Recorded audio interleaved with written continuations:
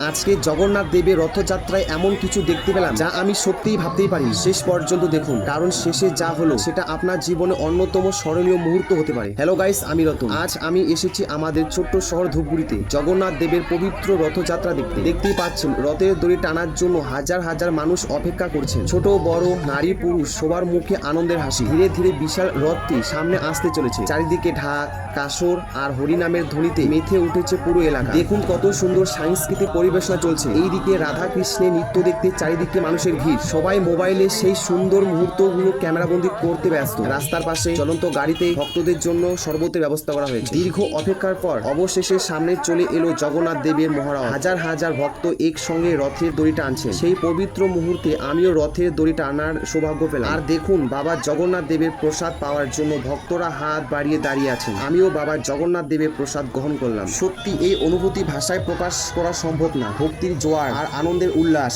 এমন দৃশ্য নিজের চোখে না দেখলে বিশ্বাস করা কঠিন।